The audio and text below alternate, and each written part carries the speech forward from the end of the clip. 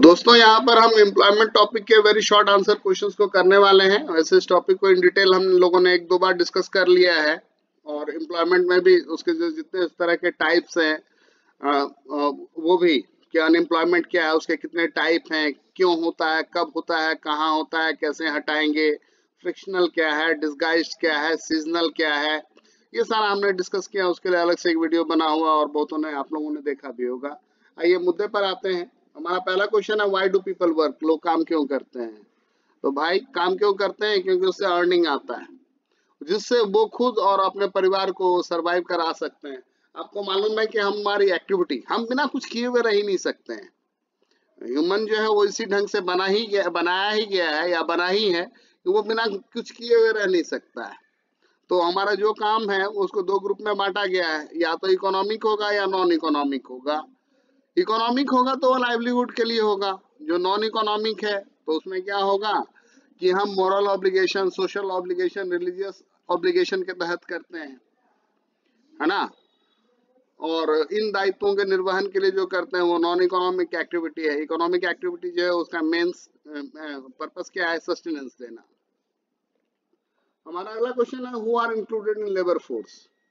Labour force में कौन लोग आते हैं? तो बेसिकली इसमें वो लोग आते हैं जो या तो काम कर रहे हैं, या जो काम करने के लिए इच्छुक हैं, जिनमें वो प्रतिबद्धता है, जिनके अंदर वो क्वालिटी है, जो जिनके अंदर वो फिटनेस है। तो सिंपल वो लोग जो काम कर रहे हैं प्लस वो जो काम करना चाहते हैं, working and willing to work, उसको अगर ऐड कर दोगे तो लेबर फोर्स बनता है किसी भी स्टेट के लिए, किसी भी कंट्री के लिए। तो लेबर फोर्स अलग चीज है, वर्क फोर्स अलग चीज है, इस दोनों में कंफ्यूज मत करना। वर्क फोर्स क्या है? The number of persons who are actually employed at a particular time are known as work force. तो वर्क फोर्स जो है वो क्या है? लेबर फोर्स का पार्ट है। लेबर फोर्स में क्या है कि जो काम कर रहा है और जो करना चाहता है, तो वो जो चाहता है उसको हटा दो, जो एक्चुअली कर रहा है वो वर्क फोर्स है। What is meant by labor force participation rate? The ratio of labor force to total population is called labor force participation rate. ठीक है, तो जो लेबर फोर्स अवेलेबल है और टोटल पॉपुलेशन, उसका जो रेशियो है वो लेबर फोर्स पार्टिसिपेशन रेट देता है आपको। What is meant by informalisation of work force? ये आज की डेट में बड़ा ही रिसेंट कंसेप्ट है, ठीक है। और इनफॉर्मलाइजेशन का क्या मतलब हुआ? देखो, जो नया ये ग्लोबलाइजेशन हुआ उसके बाद से कहानी चेंज हो गया। कहानी चेंज हो गया, क्या हो गया कहानी? Hire and fire. बहुत बड़ा कंपनी में बहुत अच्छे पोस्ट पे है, 2.5 लाख 3 लाख की सैलरी है, कंपनी को रिक्वायरमेंट नहीं है, आपको पिंक स्लिप दे देगा, हट जाओ भैया, नहीं है रिक्वायरमेंट। जब तक जरूरत थी आप सर हो, बॉस हो, फलाना हो, ढिकाना हो, ठीक है, और आज जरूरत नहीं है, आज आप गए। तो ये ऐसा सिचुएशन हो रखा है, जब आपकी रिक्वायरमेंट है तब आपको क्या करेंगे? बहुत ज्यादा पैसा दे करके भी रख लेंगे। क्यों? क्योंकि फर्म को अपना पर्पस सॉल्व करवाना है। दूसरा और क्या चीज उभर करके आया है कि बहुत हाई लेवल पे कोई ऑफिसर है, कोई ऐसा सीनियर सीईओ है, एनालिस्ट है, तो उसको आप इस चीज के लिए बाध्य नहीं कर सकते हो कि बेटा ऐसा है तुम्हें 8 बजे आना है, शाम के 6 बजे तक ऑफिस में बैठना है, ठीक है। आप इस चीज के लिए आप उसको फोर्स नहीं कर सकते हो, और वो इस फोर्स में काम करेगा भी नहीं, ठीक है। तो आपको उसको फ्लेक्सी होना पड़ेगा कि कंपनी को काम चाहिए, वो काम हम करके देंगे under given budget, under given time, हाँ, under all the required condition. हम वो काम कैसे करेंगे, कहाँ से करेंगे और कब करेंगे, उसके लिए हमको आप मत बोलिए। आप 8 से 6 हमको बांध रहे हैं, यानी 7 बजे अगर क्लाइंट मीटिंग है तो हम नहीं करने वाले हैं, क्योंकि मेरा ड्यूटी खत्म हो गया।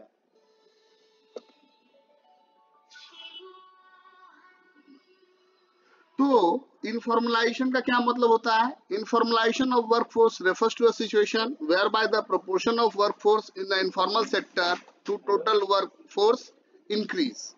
ये क्या हो रहा है कि इनफॉर्मल सेक्टर में इनफॉर्मल सेक्टर में जो काम करने वाले लोग हैं उनकी संख्या बढ़ रही है। तो इस चीज को हम क्या बोलेंगे, informalisation of workforce.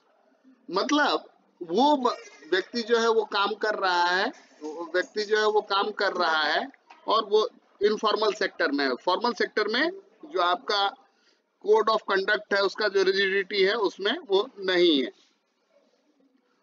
Why does rural workforce migrate to urban areas during some part of the year? तो बेसिकली जब आप रूरल वर्कफोर्स की बात करते हो तो आपको मालूम है कि रूरल वर्कफोर्स जो है वो ग्रामीण सेक्टर में रह रहा है। अगर इंडिया ही ले लो तो अभी भी लगभग 60% जनसंख्या जो है वो विलेजेस में रह रही है। विलेजेस में क्या है, सीजनल अनएम्प्लॉयमेंट है। आपने फसल लगा दिया, 2 टाइम पे जम के काम होता है। जब आप बीज बो रहे होते हो या जब आप हार्वेस्ट कर रहे होते हो। जब बीज बो रहे हो उस वक्त बहुत मेहनत है, खेत तैयार करो, ये करो, वो करो, दिस करो, बीज लगाओ, उसकी सिंचाई करो, फर्टिलाइजर डालो। और हार्वेस्ट के समय में भी बड़ा मेहनत है, काटो, उसको थ्रेशर से तैयार करवाओ, फिर सुखाओ, कूट करके रखो अनाज को, जिसे भी। लेकिन बाकी का पीरियड है, सोच लो आपने बारिश का समय आपने धान लगा रखा है खेत में। अब खेत चारों ओर जलमग्न हो रखा है, डूबा हुआ है सब जगह। अब आप घर पे बैठे उस वक्त आपके पास करने के लिए कुछ भी ऐसा नहीं है, तो क्या करोगे? अगर आपको कुछ अर्निंग हो जा रही है, ठीक है, आप माइग्रेट करते हो कहीं पर और वहां दूसरी जगह आपको कुछ काम मिल जाता है, तो क्या है, आप माइग्रेट करोगे। माइग्रेट करने के लिए क्या चीज है, 2 तरह का फैक्टर है, पुश फैक्टर और पुल फैक्टर। पुल फैक्टर क्या है, जो आपको अट्रैक्ट करता है। बहुत सारे लोग बिहार, यूपी, राजस्थान से माइग्रेट करके दिल्ली आते हैं, बॉम्बे जाते हैं। जो साउथ इंडिया के लोग हैं वो बहुत सारे जो है मुंबई आते हैं, वहां पे काम ढूंढते हैं। तो माइग्रेशन का बेसिक पर्पस क्या है कि भैया हम जहां माइग्रेट कर रहे हैं वहां पर बेटर एम्प्लॉयमेंट अपॉर्चुनिटी है, बेटर एजुकेशन का चांसेस है, ज्यादा अपॉर्चुनिटी है, ग्रोथ का ज्यादा मिल रहा है, रिकॉग्निशन आपके टैलेंट का, आप ज्यादा अर्न कर पा रहे हो, तो आप माइग्रेट करते हो। और मान लो हम लीन पीरियड में चल रहे हैं, हमारे पास ऐसा कुछ स्पेसिफिक नहीं है करने के लिए और उस पीरियड में हम कुछ कमा पा रहे हैं। बेसिकली जो पंजाब या हरियाणा, बिहार से जो माइग्रेशन होता है, तो पंजाब और हरियाणा में बीज बोने का और काटने का टाइम अलग अलग है, बिहार में टाइम अलग है। फ्लड वाला एरिया है, डूब जाता है, ठीक है, तो खेत लेट से तैयार होता है, लेट से बुआई होती है, तब तक पंजाब हरियाणा में हो गया। आइए कुछ दिन काम कर लीजिए फिर चले जाइए, है ना, कुछ पैसे आ गए। और आप इसमें कुछ नया सीख भी गए कि भाई खेती की क्या टेक्निक है। हाँ, या अगर कुछ अर्निंग बढ़ गया तो आप अपने जगह पे कुछ बेटर इन्वेस्ट कर सकते हो। आप खुद का पंप सेट ले सकते हो, खुद का थ्रेसर ले सकते हो, नहीं हुआ तो आटे की चक्की लगा सकते हो। पैसा आ जाने से तो आप उसको डाइवर्सिफाई करके इन्वेस्ट करके बढ़ा सकते हो। और वैसे जो किसान हैं या जो रूरल एरिया के लोग हैं उनके ऊपर इतने सारे ओकेजन्स होते हैं और इतने सारे सोशल कस्टम्स होते हैं कि आज बेटी की शादी है, आज ये है, आज वो है, आज फलाना उत्सव है, आज ये करना है, तो उसको भी इनकम का सप्लीमेंट चाहिए।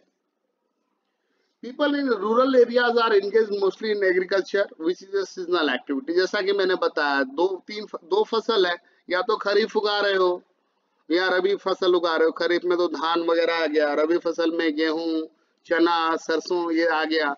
और जो जो दोआब दियरा वाले इलाके हैं वहां पर जायद फसल लेते हैं, जिसको विंटर में लगाते हैं और गर्मी में आप उसको हार्वेस्ट कर रहे हो, जिसमें खीरा, ककड़ी, तरबूज, ऐसे क्रीपर्स वाले, कद्दू, घिया, ये सब आप उगा रहे हो। फ्लड का पानी घटा है, उसमें आप बीज बो दो, बीज बो दो, अब उसका जब होगा फलने का टाइम आएगा तब तोड़ तोड़ करके मार्केट में बेचो।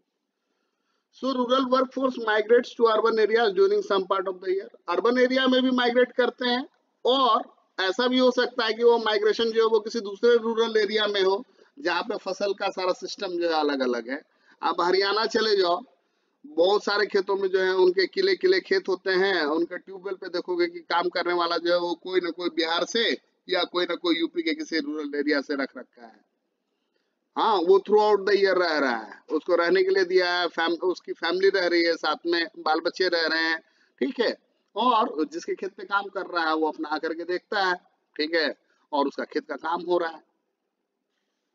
फिर अगला चीज है what is meant by employment. Employment क्या है? एम्प्लॉयमेंट क्या है? Employment is an activity which enables a person to earn a means of living, जिससे आपको लाइवलीहुड मिल रहा है। Define jobless growth. हाँ, ये बिल्कुल सही है, अच्छा क्वेश्चन है। ग्रोथ जो है वो कभी भी जॉबलेस नहीं होना चाहिए, या ग्रोथ ऐसा जो कि वॉइसलेस है वो ग्रोथ नहीं होना चाहिए। तो सबसे पहले जॉबलेस ग्रोथ को समझो। जो काम मैनुअली होता था तुम मशीन लगा दिए, प्रोडक्शन तो तुम्हारा बढ़ गया, तुम्हारा आउटपुट बढ़ गया, ठीक है, लेकिन क्या हुआ, एम्प्लॉयमेंट अपॉर्चुनिटी वहां पे कम हो गई।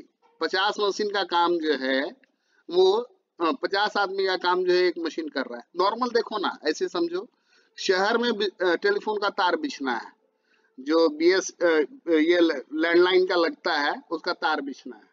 तो पहले टेलीफोन डिपार्टमेंट क्या करती थी, बोलती थी कॉन्ट्रैक्चुअल लेबर्स को कि आओ भैया गड्ढा खोदो तार बिछेगा, या जल बोर्ड का पाइप जाएगा, लोगों को काम मिला हुआ है।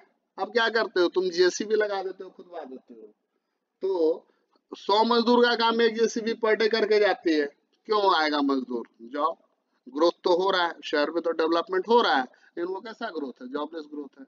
अब देखो यहाँ पर मैं इस चीज को इम्पोज नहीं कर रहा हूँ, सर आप क्या कह रहे हो मशीन हटा दें, ये नहीं, मशीन रखिए, जरूर रखिए, ठीक है, क्यों, उससे आपका काम फास्ट होता है।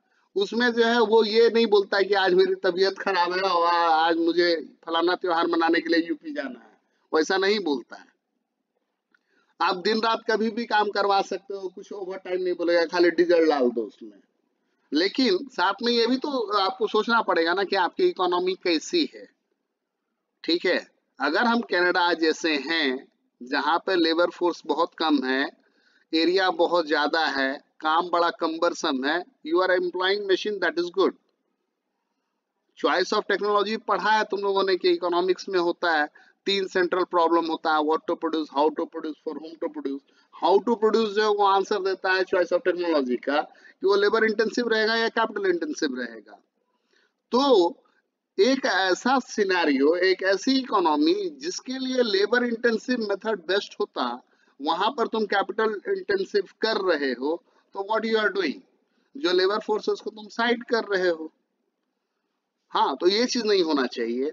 और जो मैंने दूसरी बात कही, मैंने अभी एक और कहा कि रूथलेस या वॉइसलेस ग्रोथ नहीं होना चाहिए, ठीक है। तो ये रूथलेस ग्रोथ क्या है, वॉइसलेस ग्रोथ क्या है, ये हायर क्लासेस में किसी दूसरे वीडियो में बताऊंगा, अभी आगे बढ़ रहा हूं। Jobless growth refers to a situation when the economy is able to produce more goods and services without a proportionate increase in employment opportunities। जहां पर क्या हो रही है कि आउटपुट बढ़ रहा है, सर्विसेज बढ़ रही हैं, लेकिन उतना प्रोपोर्शनेट इंक्रीज नहीं हो रहा है एम्प्लॉयमेंट अपॉर्चुनिटीज में, then it is said as jobless growth. Who are regular workers, जिनको ये मालूम है कि मुझे कहाँ जाना है और मुझे क्या काम करना है, ठीक है, वो रेगुलर वर्कर है। जो सफेदी करने वाले लोग होते हैं, ठीक है, वो बैठे होते हैं कहीं किसी चौक पे, आप जाते हो बुला लाते हो, they are not the regular workers. कुछ पैसा मिल जाता है उनको, कैजुअल वर्कर्स हैं। एक ऐसा भी समय होता है जब उनका बहुत डिमांड होता है, वो मुंह मांगी कीमत मांगते हैं दिवाली के टाइम पे, दुर्गा पूजा के बाद, जब तुम सबको चुना करवाना है, सबको सफाई करवाना है। लेकिन एक ऐसा भी टाइम है, सावन भादो का टाइम चल रहा है, मूसलाधार बारिश, उसमें वो बेचारा बैठा हुआ है, घर पे बीवी बच्चा वेट कर रहा है कि पापा आएंगे 10 रुपया लाएंगे। तो वो इरेगुलर वाला चीज है। तो रेगुलर वर्कर कौन है, जिसको ये मालूम है कि हमको कब जाना है, हमको कहाँ जाना है और हमको क्या करना है, और बदले में हमको कितना पैसा मिलेगा, जिसको कि परमानेंट जॉब कहते हो। Workers who are hired by their employers on a permanent basis and got social security benefits, pension मिला है, पीएफ मिला है, मैटरनिटी लीव मिलता है, ठीक है, और भी बहुत सारे बेनिफिट्स होते हैं, तो उनको रेगुलर वर्कर्स कहते हैं। अब यहाँ पर जो है कुछ कहने का मन कर रहा है मेरे को, लेकिन उसको तुम लोग भावनाओं को समझो, शब्दों की आवश्यकता नहीं है ना। उसमें गवर्नमेंट वाला भी चीज है जहाँ पे बहुत कुछ होता है। गवर्नमेंट को क्रिटिसाइज नहीं कर रहा हूँ, लेकिन फैक्ट है। Why is the self-employed workforce higher in rural areas? भैया सेल्फ एम्प्लॉयड नहीं रहेगा तो रूरल एरिया में कौन फैक्ट्री लगा रहा है, कौन क्या कर रहा है, गवर्नमेंट क्या कर रही है, मनरेगा में 100 दिन जॉब देती है, वो जॉब भी ठेकेदार जो है कार्ड बनवा देता है, कुछ भी करता है, जेसीबी लगवा करके काम करवा लेता है। रूरल एरिया में क्या होगा, ऑर्गेनाइज सेक्टर है नहीं। हाँ, ऐसा तो नहीं है ना कि कहीं बीपीओ केपीओ खुला हुआ है, कहीं पर साइबर हब बना हुआ है, कहीं पे कुछ है कि लोग एम्प्लॉयड हैं, और ना इतने ऑफिसर्स हैं, ना गवर्नमेंट का ऐसा मैकेनिज्म है, ना वैसा सिस्टम है। लोगों को सेल्फ एम्प्लॉयड ही होना पड़ेगा। खेती करो, खेती से अलाइड एक्टिविटी करो, दुकान खोल लो, ठीक है। जिसका जो स्किल है, कोई बाल काट रहा है, कोई पान का दुकान, कोई परचून का दुकान, कोई और कुछ करके अपना किसी तरीके से गुजारा कर रहा है। In case of rural areas, same-employed workers are greater as majority of rural people are engaged in farming on their own plots of land. ठीक है, ये जो बात लिखा हुआ है, ये बुक का आंसर एग्जाम में यही लिखना, वैसे ये रियलिटी है नहीं। रियलिटी क्या है कि जो ओन पीस ऑफ लैंड है उसमें 80% लोगों ने बटाई लगा रखा है, खेती दूसरे से करवाते हैं, और वो कहीं शहर में रह करके कुछ किसी तरीके से अपना दाना पानी बेचारे ढूंढ रहे होते हैं, कुछ करके। और जो ओन प्लॉट्स ऑफ लैंड है वो इतना छोटा है लोगों का कि उससे गुजारा नहीं चलने वाला है। हाँ, बड़ी मुश्किल से, जिसको सस्टेनेंस फार्मिंग कहते हैं, ठीक है, वो कर रहे हैं, जीविका निर्वाह कृषि। खेतों का आकार बहुत छोटा है, उसमें इतना ही उगता है कि वो साल भर खुद नहीं खा पाता, उसके पास मार्केटेबल सरप्लस है कहाँ। What is meant bye casualisation of workforce? यही मैंने जो अभी थोड़ी देर पहले एक एग्जांपल दिया था, मैं उसी के कॉन्टेक्स्ट में बता रहा हूँ कि when you are needed you will be paid as per your wish, but in case you are not needed, you are no longer required.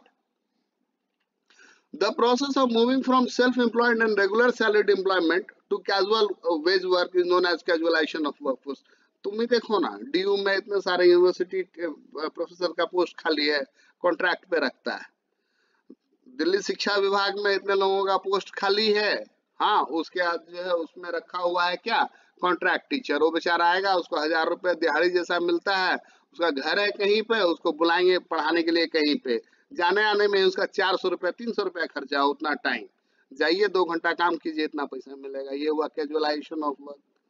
क्यों? क्योंकि अगर उसको परमानेंट बना कराएंगे तो पेंशन देना होगा, पीएफ देना होगा, बहुत सारा और बेनिफिट देना होगा। तो सिंपल बात है, इंसान है, उसकी मजबूरी है, उसकी लाचारी है, पूरा सिस्टम मिल करके निचोड़ लो। और बीज में अगर कुछ बच जाए, ठीक है, रस तो ऐसे निचोड़ो ही जैसे नींबू निचोड़ते हैं, बीज में अगर कुछ बच जाए ना, उसको भी मिक्सी में घुमा दो, ठीक है, कि वो और जर्मिनेट भी ना कर सके।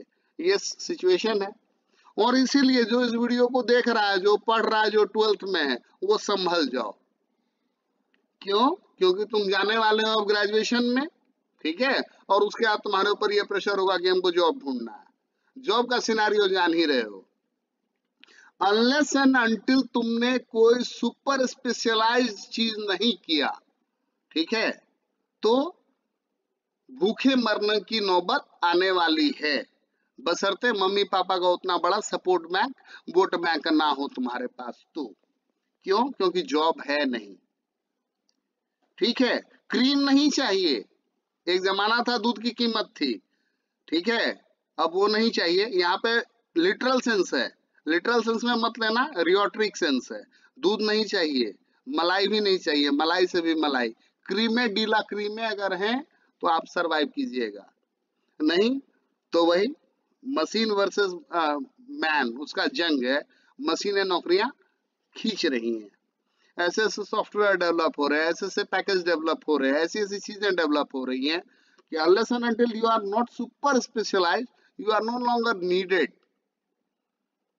तो इस चीज को बढ़ाओ अपने अंदर, अपना जो रियल एक्सपर्टीज है, जो रियल सेंस है, उसको डेवलप करो, ताकि जब कैंपस में जाओ तो तुम्हारा कैंपस प्लेसमेंट हो, तुमको लिया जाए। या अगर ये नहीं है तो अपने अंदर वो एंटरप्रेन्योरशिप स्किल डेवलप करो कि भैया हम तो सिर्फ पढ़े हैं नॉलेज के लिए, बाकी वो नॉलेज अप्लाई करके हम जॉब, हमको चाहिए नहीं, हम जॉब क्रिएट करेंगे। वो भी लोग कर रहे हैं, वो भी लोग कर रहे हैं, और उसमें भी कई लोग सफल हो रहे हैं। सिंपल सिंपल बात है कि तुम्हारा जो टैलेंट है उसमें धार जो चाहिए वो तलवार वाला नहीं, वो उसमें ब्लेड वाला धार चाहिए, तभी फ्यूचर के हर्डल्स को तुम काट करके आगे बढ़ पाओगे। उसी हिसाब से तैयारी भी करो, एग्जाम आ रहा है, अब सब्जेक्टिव होना है, वैसा ही लिखेंगे, उसी हिसाब से कॉलेज मिलेगा, उस हिसाब से सारी चीजें होंगी, उसी हिसाब से कल का कोई कॉम्पिटिटिव एग्जाम होगा, सीपीटी का एग्जाम देना है या इंजीनियरिंग करना है। इंजीनियरिंग वाला तो खैर ये वीडियो देखेगा नहीं, मेडिकल वाला भी नहीं देखेगा, तो सीएससीपीटी देखेगा, पब्लिक सर्विस कमीशन देखेगा, एसएससी वाला देखेगा, रेलवे वाला देखेगा, तो अपना तैयारी करो उस हिसाब से। What is mean bye veg employment? जो दिहाड़ी मजदूरी है, an arrangement in which a worker sells his labor and earns wage in returns known as wage employment। देखो एक चीज मैं बता रहा हूँ, सुनो, यहाँ पर एक बहुत बड़ी कहानी है, उसको बोला जाता है वेज प्राइस स्पाइरल।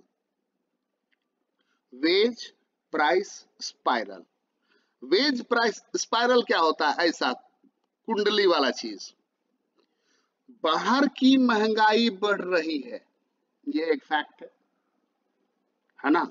बाहर की महंगाई अगर बढ़ रही है तो जो तुम्हारा यहाँ मजदूरी करने आएगा वो ज्यादा मजदूरी मांगेगा।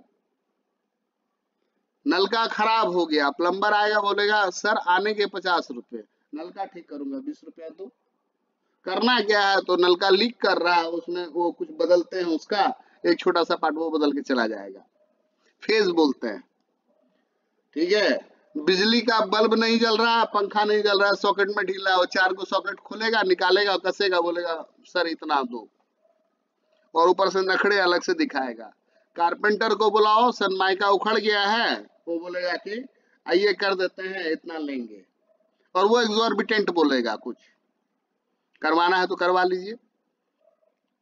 तो वेज प्राइस स्पाइरल चलता रहता है दोस्तों। कीमतें बढ़ेंगी तो मजदूरी बढ़ेगा, और मजदूरी अगर बढ़ जाती है तो फिर से कीमतें बढ़ जाती हैं, और ये जंग चलता रहता है। तो वेज एम्प्लॉयमेंट क्या है? एक ऐसा अरेंजमेंट है जिसमें कोई भी वर्कर अपना लेबर को सेल करता है, बदले में उसको वेज मिलता है। और ये भी देखो, किसी भी इकोनॉमी में, किसी भी सिस्टम में बहुत सारे मार्केट्स चल रहे होते हैं, बहुत सारे मार्केट्स चल रहे होते हैं। बोलोगे कि सर ये क्या होता है? ऐसे समझो, कमोडिटी मार्केट होता है जहां पर बस वस्तुएं बिक रही हैं, कमोडिटी में सारा कमोडिटी ले लो। फिर दूसरा क्या होता है, अब कमोडिटी मार्केट में इक्विलिब्रियम कैसे आता है वो तुम 11th में इकोनॉमिक्स में पढ़ चुके हो। सर इंडिफरेंस कर्व अप्रोच करेंगे, सर डीडीएसएस अप्रोच करेंगे, ठीक है, टीसीटीआर अप्रोच करेंगे, एमसीएमआर अप्रोच करेंगे, ये सब तुम पढ़ रखे हो। नहीं पढ़ रखे हो तो सुन करके एक बार रिवाइज हो रहा है चीज। ये हुआ कमोडिटी मार्केट।